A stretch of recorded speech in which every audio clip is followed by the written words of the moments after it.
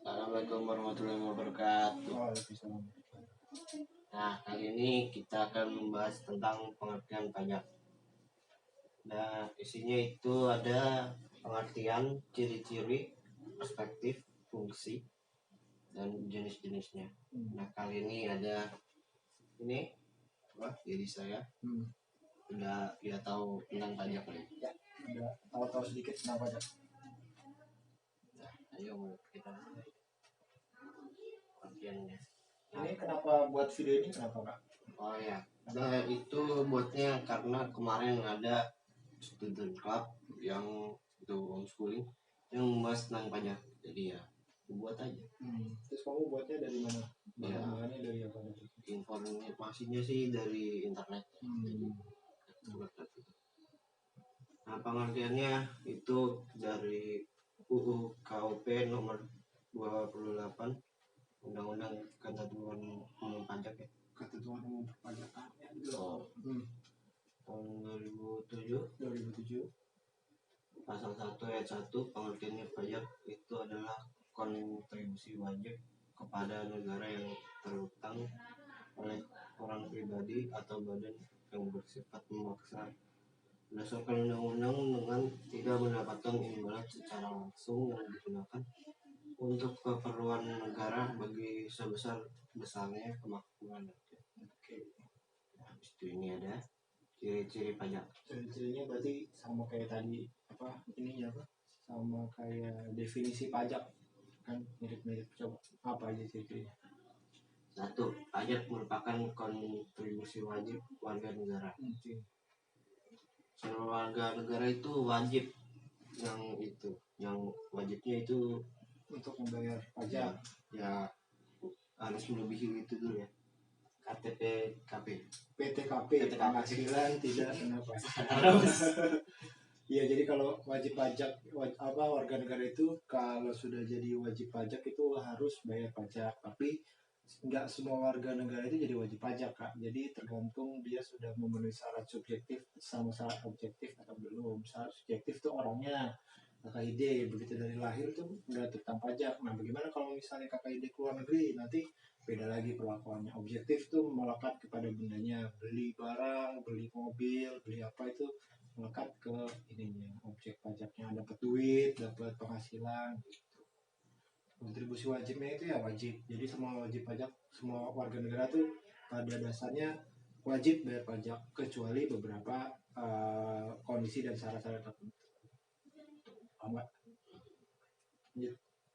PTKP-nya berapa? PTKP itu penghasilan tidak kena pajak. Jadi kalau misalnya kayak Dedi ini kan pegawai negeri, jadi kalau pegawai negeri, pegawai swasta gitu ada penghasilan tidak kena pajak. Berapanya itu sekarang itu sebulan itu kalau di bawah 4,5 juta itu dia nanti nggak bayar pajak tuh kalau penghasilannya. Jadi kalau misalnya upah UMR gitu kan, UMR kan 3 jutaan dia tuh nggak bayar pajak. Jadi tergantung juga dia udah nikah atau belum, punya anak atau enggak. Jadi maksimal itu nikah sama punya anak 3 ditanggung negara. Itu kalau setahun itu 72 jutaan kira-kira.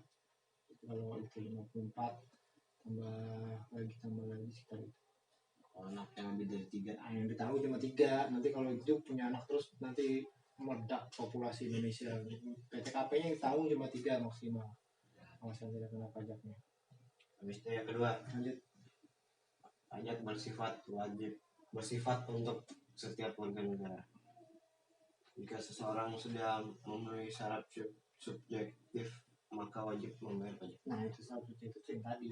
Orang negara belum, orangnya kalau misalnya orang negara asing sini kan nggak wajib juga. Kalau syaratnya itu 365 berapa hari, 65 apa 64 365 hari dia ada di Indonesia, dia udah masuk warga negara. Jadi kayak misalnya udah keluar negeri, dan nanti suatu saat kamu keluar negeri terus udah 2 tahun nggak di sini, lebih dari 365 hari, udah dia bayar pajaknya udah beda lagi kan, pajaknya nggak ngikut sini lagi. Salah subjektifnya itu orang yang melekat di orang subjeknya. Tuh, kalau beda 1 jam doang. Beda 1 jam ya tergantung dia mau balik lagi di sini atau enggak. Kalau misalnya udah lewat 1 jam ya udah lewat, nggak sana udah khusus gitu. Beda ini. Kan kalau sudah lebih, berarti kalau sudah 1 jam sudah lebih dong. Iya. Lanjut. Oke, yang ketiga ada warga negara tidak mendapat imbalan secara langsung. Gitu. Pajak itu beda sama retribusi. Jadi ibaratnya kalau kamu beli mainan kan bayar tuh ngeluarin duit terus dapat mainannya langsung kan. Kalau bayar pajak tuh ya enggak, bayar dulu aja nanti buat apanya Oke ya, buat jalan gitu, Buat yang jalan ya. fasilitas gitu. buat jalan raya, buat jalan tol, buat polisi beli peralatan, TNI beli pesawat terbang gitu-gitu. Karena kamu nggak langsung naik pesawat terbang ya kan, atau nggak langsung ini kan, nggak langsung dapat apa, Nggak langsung dari itunya. nggak langsung dapat ininya hasilnya gitu, nggak langsung megang kan. Kalau beli langsung dapat, beli makanan langsung dimakan kan, kontribusinya imbalannya secara langsung. Kalau retribusi itu masuk jalan bayar, atau bayar retribusi, atau apa lagi bayar retribusi kayak gitu gitu lah, langsung bayar langsung dapat, bisa dapat manfaat. Kalau pajak dulu manfaatnya belakangan. Apalagi Yang keempat adalah berdasarkan undang-undang. Nah ini gimana? iya, Kayak narik pajaknya kan ada aturannya. Nanti dari kalau undang-undang itu. nggak ada undang-undangnya sembarangan dong, ini bayar berarti ada aturannya, diatur cara cara yang bayar siapa aja. Kayak tadi kan ada PTKP itu diatur undang-undang, terus siapa aja yang mesti bayar, cara bayarnya gimana, jumlah bayarnya berapa, persentase bayarnya berapa, itu semua diatur undang-undang. Nggak sembarangan orang bayar pajak, ada aturannya gitu, aturan mainnya lah. Undang-undangnya itu aturan ketentuannya, orang bayar pajak tuh ada di situ. Berapa nih bayarnya, OLED ini undang-undang berapa, persentasenya kamu harus bayar berapa gitu. Jadi nggak sembarangan gitu. Kayak 3, 4 ciri-cirinya. Apa lagi ya? Apa lagi? Udah habis sih kalau ciri-cirinya kayak gitu. Oke. Habis itu ada perspektifnya Apa tuh? dari ekonomi sama hukum. Hmm. Kalau dari ekonomi itu bisa dilihat dari beralihnya sumber daya dari sektor privat ke sektor publik. Contohnya itu ini dari internet ya. Betul, benar apa enggak? Berkurangnya kemampuan individu dalam menguasai sumber daya alam untuk kepentingan penguasaan barang dan jasa. Iya, itu kan sumber daya dari sektor privat ke sektor publik. Jadi kalau misalnya ada beberapa hal yang memang diatur, dia mesti dikuasai sama pemerintah.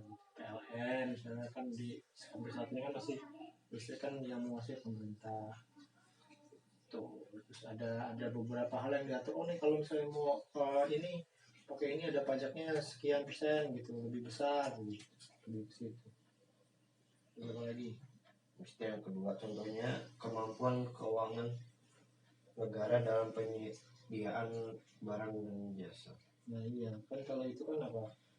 Kalau kan negara nih dapat duitnya dari mana? Kan mau beli segala macam, uangnya dari pajak sebagian besar. Tahu nggak berapa persen? Negara Indonesia ini pajaknya, duitnya dari pajak tuh berapa persen? Tebak lah, berapa? Nah, ingat, coba kamu menurut kamu berapa? Lebih, 70 lebih, 75, 70 sekian persen dari uang negara ini dari pajak. Iya. Mungkin kan jadi pajak kalau 70%-nya dari pajak. 200 juta orang gitu. Oh, enggak, dari belanja nih Indonesia nih, beli apa aja, bikin jalan raya terus bayar ini bayar itu berapa, 1.500 1.700 triliun dari 2000, dari situnya 70%-nya duitnya dari pajak. Oh. Lanjut. Itu perspektif yang kedua, perspektif hukum. Adanya suatu ikatan yang timbul karena undang-undang. Nah itu, jadi kalau misalnya undang-undang kan udah ada aturannya nih, udah ada hukumnya nih. Kalau kamu mesti bayar sekian gitu. Kalau nggak bayar gimana ya, ada hukumnya, bisa dihukum. Tuh. Kayak kena denda. Kena denda bisa, paling tinggi ada penjara. Pertama kita berjenjang, jadi bayar dulu nih, biasanya kamu suruh bayar, terus nggak mau bayar diingetin dulu, disuratin. Kalau mau bayar lagi, enggak, begini nih, nanti diperiksa, ada pemeriksaan. Begitu diperiksa, hasilnya kayak gimana, nanti bisa dipenjara, disita, misalnya rumahnya bisa juga. paling parah di penjara. Itu kan dari hukumnya kan memang ada yang ngatur nih, ada undang-undang itu kayak misalnya ya sama kayak polisi sama maling gitu. Jadi perspektif hukumnya gitu. Jadi ada yang mengikat. Ada kewajiban yang mengikat. Tuh kalau nggak ada hukumnya, nggak ada undang-undangnya, nggak bayar pajak nggak apa-apa dong gitu. Nggak ada yang bayar nanti. Siapa yang mau bayar kalau nggak ada hukumnya? Kan gitu. Ya nggak? Lanjut.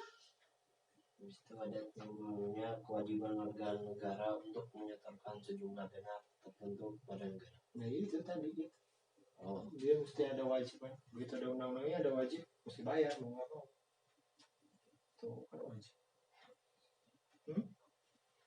ya kalau kamu kan ya. Nih Apa lagi? ada fungsinya nih. Fungsinya apa aja tuh? Fungsi anggaran. Fungsi pajak, fungsi pertama fungsi anggaran. Nah itu tadi kan sama kayak kamu bikin kue deh, kan bikin kue kemarin kan mesti ada beli bahannya tuh apa aja, terus nanti buat apa aja ya gitu. Jadi butuh duitnya berapa nih? Oh selama tahun 2020 negara ini butuh duit, saya katakanlah 2000 triliun gitu.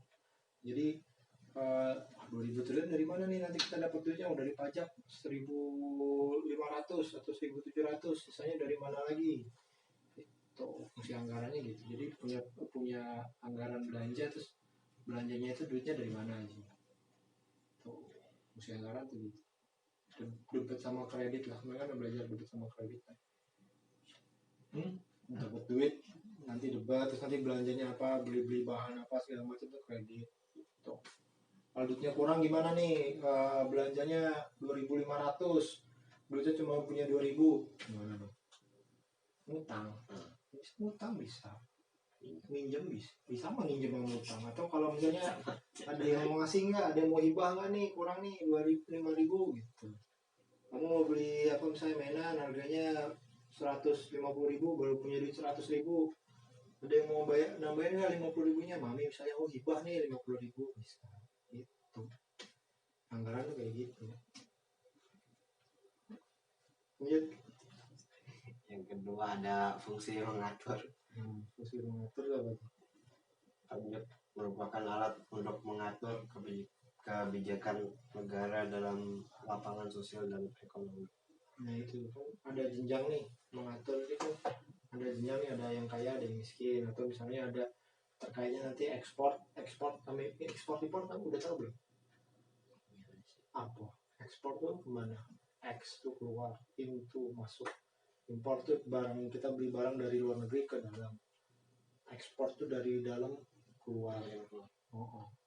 Jadi kalau salah satu ini misalnya kalau ada barang dari luar masuk ke sini tuh ada pajaknya, ada PPh import, ada PPh importnya ada. Kalau dari sini luar negeri nggak ada tuh PPh importnya, nggak ada, nggak bayar, nggak PPh ekspor. Kan kamu misalnya jualan barang luar negeri nih, nanti kalau dipajakin lagi kan mahal dong barangnya, nggak bisa bersaing. Tapi kalau barang dari luar negeri masuk ke sini ada pajaknya lagi gitu, paham maksudnya? Jadi kalau barang dari luar tuh ke sini agak mahal, sementara kalau barang kita dijual ke luar negeri nggak begitu mahal. Itu dia mengatur gitu, fungsi mengatur. Salah satu fungsi mengaturnya tuh kayak gitu. Tuh, paham nggak? Ya. Paham nggak? Jadi dia mengatur, dibutuhnya negara nih apa nih, kan kita butuh jual keluar, misalnya kalau dari sisi ekspor impor tadi kan, maunya kan jualan keluar dong, Indonesia jual ke mana-mana kan. Karena kalau Indonesia beli terus kan habis duitnya. Kalau dia jual keluar kan banyak duit tuh. Kalau dia beli kan duitnya kurang. Nah, bagaimana nih yang beli dari luar nih berkurang, taksi pajak, bagaimana kita bisa jual keluar negeri gitu, pajaknya nggak usah ada, yang PPN-nya gitu, sebagian nggak ada. Jadi biar mahal itu nggak beli terus gitu. Iya, kan kalau misalnya mahal kan nggak usah beli dari luar negeri, beli yang dari Indonesia aja, dari luar negeri mahal. Kalau kita mau jual barang, kalau kita ada PPN-nya kan tambah mahal tuh. Misalnya barangnya 100.000 harganya, tambah PPN 10%, jadi 110 gitu. Sementara yang barang luar negeri harganya cuma 105 kan gitu. Kan nggak laku nanti. Kan yang ini 105, yang dari Indonesia 110. makanya nggak usah bayar 10-nya, jadi cuma 100 aja, kan bisa bersaing kalau dijual tuh. Oke, paham, lanjut. Yang ketiga, fungsi pemerataan. Apa tuh? Menyesuaikan dan menyeimbangkan antara pembagian dan pendapatan dengan kebahagiaan dan kesejahteraan masyarakat. Ngerti ya maksudnya. Jadi kalau misalnya dari sistem perpajakan kita itu nggak semua bayar pajaknya sama. Jadi sistemnya Yang kaya dan lebih banyak iya, yang progresif. Jadi semakin banyak dapat duit, semakin banyak bayar pajaknya kan gitu. Kan biar adil. Yang nggak punya yang penghasilannya pas-pasan, ya nggak usah bayar. Tuh. Gampangnya sih gitu. Jadi pokoknya makin sedikit penghasilannya, bayar pajaknya makin sedikit. Makin banyak penghasilannya, bayar pajaknya makin banyak dengan cara persentasenya ditambah. Saya penghasilan sampingan 50 juta, bayarnya 5% aja. Nanti kalau dari 50 juta sampai 100 juta ditambah lagi persentasenya. Jadi semakin banyak duit yang kamu dapat, semakin banyak pajak yang kamu bayar. Jadi biar orang kaya sama orang miskin, biar pajaknya banyak yang orang kaya. Oke. Paham? habis itu ada yang keempat, fungsi stabilitas. Itu. Jadi apa tuh? Menstabilkan kondisi dan keadaan perekonomian, seperti untuk mengatasi inflasi. Inflasi itu kan nanti kalau banyak uang yang beredar banyak, cuma Makin dikit, iya, makin mahal nanti barangnya. Paham maksudnya? Uangnya banyak nih, barangnya sedikit gitu. Jadi makin banyak. Iya, makin mahal. Iya, makin mahal barangnya. Itu nanti bisa juga ngatur itu pajak untuk mengurangi uang beredar, misalnya pajaknya ditambah atau gimana. Ada kebijakan sendiri. Kayak misalnya negara sih bisa aja kemarin yang uang yang baru edisi baru tuh kemarin berapa ratus ribu tuh yang uang baru, tau nggak? Kan itu biar pada nuker duitnya nggak dibelanjain kan ya, biar menjaga belum tahu ya uang baru ya, belum punya sih. Berapa ratus sih uang duit baru, 200.000 apa ya?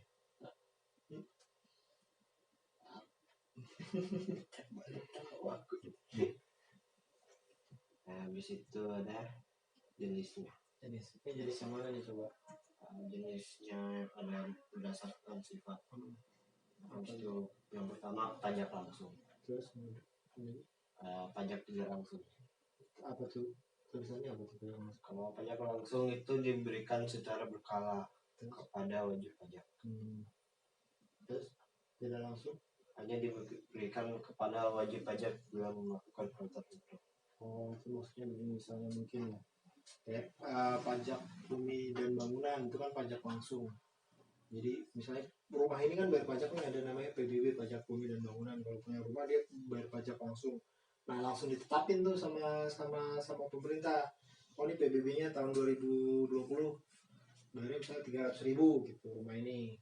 Langsung bayar kita. Jadi setiap bulan dia secara berkala dia terus ada pajaknya tuh. Pajak STNK motor, STNK mobil, dia ada terus pajaknya. Kan ada pajak kayak gitu, ada juga pajak tidak langsung. Nanti kalau misalnya saya beli mobil mewah gitu, beli Mercy atau beli Ferrari, nah itu ada namanya pajak barang mewah. Nah, mesti itu kalau ada kalau di Fueng Lamborghini gitu kayak nggak mesti nyimpen mobilnya. Iya. Ada pajaknya. Mahal. Pajak tambahan nilai. Gitu. Jadi kalau misalnya ada barangnya, ada beli sesuatu, nah baru dia kena pajaknya, itu pajak tidak langsung. Tuh kalau misalnya dia beli Ferrari gitu tadi kan, nah itu dia baru bayar pajaknya. Nah kemudian begitu dia udah bayar pajak pas belinya, setiap tahunnya dia ada lagi tuh pajak STNK-nya, pajak kendaraan bermotornya. Jadi ada 2 tuh. Kayak beli rumah, jual beli rumah kan gitu, itu juga. Di rumahnya nanti ada pajaknya sendiri. Tiap tahunnya ada PBB-nya sendiri. PBB-nya itu berkala, makanya pajak langsungnya itu. Tuh. Apa? Oke. Jawab pertanyaan itu. Lanjut. menggunakan instansi pemungut. Ada pajak daerah dipungut pemerintah daerah dan hanya pada rakyat daerah itu. Pajak negara dipungut pemerintah pusat melalui instansi. Itu lebih jadi bedanya Kak. Kalau yang di pajak negara itu pajak pusat, jadi ada ininya namanya Direktorat Jenderal Pajak. Jadi semuanya tuh PBB, PPN tuh masuknya di situ. Bea materai masih masuk di pajak pusat, dipungut oleh pemerintah pusat melalui instansinya Direktorat Jenderal Pajak. Kalau pajak daerah itu dari yang mengut ke Pemda, Pemkop. Jadi PBB itu sekarang udah ke pajak daerah. Terus kalau misalnya makan di restoran, cuma ada pajaknya kalau kamu lihat di bilnya pajak 10%, nah itu pajak daerah. STNK masuknya pajak daerah, yang mungut daerah. Jadi duitnya langsung dipisah-pisahin tuh, langsung tergantung daerahnya mana, makin banyak dia ini pajak daerahnya makin banyak. Kalau pajak negara nanti masuk dulu ke mana, ke negara, baru nanti dibagi-bagi ke daerah. Kalau PBB, motor, mobil itu bayar pajaknya pajak daerah. Terus restoran, hotel itu maksudnya pajak daerah. Tapi misalnya kamu punya restoran nih, yang belanja di situ ada pajak 10%-nya untuk yang kostum yang pelanggannya. Nah, pajak daerahnya ada. Nanti keuntungannya gitu, kamu misalnya punya restoran, kamu punya keuntungan, nah itu namanya pajak penghasilan. Dari penghasilan itu dipungut oleh pajak yang pusatnya. Tuh. Bedanya situ. Kalau PBB pajak daerah. Kalau tidak 10% pajaknya ini kasih 10 juta. 10 jutanya bayar pajak daerah.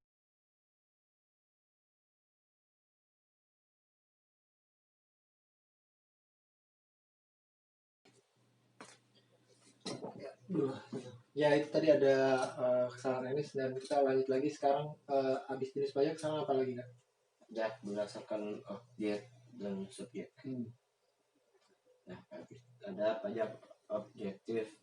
Nah, itu objektif itu ya, bukan namanya. Berdasarkan objeknya. Contoh pajak impor, habis itu pajak kendaraan bermotor. Nah itu dia berdasarkan ininya nih, barangnya, objeknya. Lanjut apa lagi? Subjektif. Ya, ada subjektif. Sama objektif kayak namanya, berdasarkan subjeknya. Nah, contohnya itu pajak penghasilan dan pajak kekayaan. Nah, misalnya gini, kalau misalnya kamu punya penghasilan sama 1 tahun, terus kamu belikan mobil atau motor mewah gitu. Jadi atas mobil dan motor mewahnya itu nanti kan bayar pajak kendaraan bermotor. Nah itu berdasarkan objeknya. Sementara kalau misalnya pajak subjektifnya, penghasilan kamu selama 1 tahun sehingga bisa beli motor atau mobil itu, nah itu PPh-nya ada, pajak penghasilannya ada sendiri. Bedanya di situ, subjek sama objek. Lebih di situ sih. Lanjut. Kayaknya udah sih. Ya, ini masih ada tulisan lagi. Sedangkan kayak bayarnya itu, tempat bayar. Apa itu? Semua kayak pengadministrasian yang berhubungan dengan pajak daerah gitu. Jadi bedanya tadi aja kayak pajak daerah sama pajak pusat. Jadi kalau administrasi dan segala macam yang pajak pusat itu melekatnya di kantor Direktorat Jenderal Pajak. Kalau administrasi yang pajak daerah, dia masuknya ke Dinas Pendapatan Daerah, ke Pemda atau Pemkot setempat. Jadi di Semarang, misalnya Semarang. Sementara kalau pajak pusat itu ada Direktorat Jenderal Pajak, dia tersebar tuh, tapi kantor pusatnya ada di Jakarta gitu. Jadi dari Jakarta tuh kemana-kemana gitu, ada di Semarang, ada di mana, ada di Papua gitu, ada sendiri. Terus tapi semuanya memusat ke kantor pusat. Kalau daerah dia berdiri sendiri di daerahnya masing-masing gitu. Jadi kalau bayar STNK misalnya kan gitu kan. Jadi kalau kayak mobil kita atau motor kita kan dari Jakarta nih, kita bayar itu kan bayarnya mesti di Jakarta dulu, nggak bisa bayar di Semarang gitu. Karena dia melekatnya di Jakarta. Kalau misalnya pajak pusat di mana aja boleh, bisa lapor di mana aja, bisa bayar di mana aja. Tapi kalau misalnya sekarang sih mungkin kalau pajak daerah udah bisa lewat internet, tapi tetap ngelinknya ke daerahnya masing-masing gitu kan. Ya ada Kayak servernya, PBB ya bisa. servernya sendiri. Ya bisa online tapi dia masuknya tetap di daerahnya masing-masing. Oh, udah Ya udah sih kayaknya ini. selesai. Ya. Nah, kalau menurut kamu sendiri pajak itu apa? Ya kayak kewajiban atau kayak kerja sama para warga negara dengan negaranya itu sendiri, dengan mengasih atau memberi beberapa dana yang tertentu. Jadi kalau harus bayar beberapa itu. gampangnya gini kan, kalau pajak dan sistem perpajakan di Indonesia ini gitu. Jadi kayak misalnya kamu sama kelas kamu kemarin kan dulu kan bikin apa? Memperbaiki kelas gitu kan. Duitnya dari mana nih, kan gak ada duit nih. Duitnya dari mana kemarin? Patungan kan? Nah, tapi ada aturannya. Di awal patungan itu sudah ditulis nih, misalnya 50% dari uang jajan kita kumpulin untuk memperbaiki kelas ini gitu kan. Karena uang jajan setiap orang kan beda tuh temenmu, ada yang 50.000, ada yang 10.000, ada yang 20.000, atau misalnya ada yang nggak dikasih duit jajan tapi bawa bekal. Nah, yang nggak dikasih duit jajan bawa bekal doang itu dia nggak usah ikut patungan kan, dia mungkin tenaganya aja nanti bantuin masak apa gitu kan, tapi secara uangnya dia nggak ikut patungan nih karena nggak punya duit kan itu. Jadi yang bayarnya, yang punya uang jajan 50.000 bayarnya separuhnya 25.000, yang bayar 10, yang punya uang 10.000 bayarnya 5.000 gitu. Jadi berjenjang untuk beli macam-macam untuk memperbaiki kelas kan, nggak langsung manfaatnya nggak langsung didapat, tapi ada kan yang bisa dirasain, kelasnya jadi bagus kayak gitu. Terus misalnya ada temenmu nih misalnya uang jajannya sehari 50.000 gitu, cuma karena dia males gitu kan bayarnya nggak sepenuhnya gitu. Oh iya, dia misalnya males itu, jangan 50.000 nanti bayar 25.000 duitnya habis gitu kan. Ngakunya 20.000, terus bayar 10.000. Nah, sementara teman-temannya kan udah lihat, ih kok masa dia siapa misalnya temen tuh dikit uang. Iya, padahal sehari-hari biasanya banyak. Nah, iya itu kan biasanya kan gitu, orang disuruh bayar kan nggak mau gitu. Pajak di Indonesia juga gitu, jadi makanya ada perlu kantor pajak tuh. Orang kalau di Indonesia tuh bayar pajak dulu, nanti kita lihat bayar pajaknya kira-kira benar nggak sih gitu. Jadi perlunya orang yang di kantor pajak tuh itu. Jadi misalnya kelasmu gitu ada yang 50.000 bayarnya cuma 5.000, kamu biasanya bayar jajannya biasanya banyak kok, tiba-tiba begitu suruh patungan bayarnya cuma 5.000 gitu. Nanti bisa persuasif dulu, ayo dong yang benar bayarnya berapa sih gitu, misalnya 50.000 dong, harusnya kan biasanya 50.000. Kalau misalnya dia mau ya udah selesai kan, ya udah aku bayar lagi 25.000. Kalau misalnya dia nggak mau, bisa kita periksa nih, kita cek nih, ada petugasnya misalnya, ada ketua kelas, coba cek nih dia sehari bayar berapa, uang jajannya berapa nih, coba buka nih dompetnya. Begitu dibuka ada 50.000, ya berarti dia mesti patungan 25.000 kan gitu. Ya adil, karena kan udah ada kesepakatannya tadi kan undang-undang tuh, kita ada undang-undangnya mesti dijalani. Jadi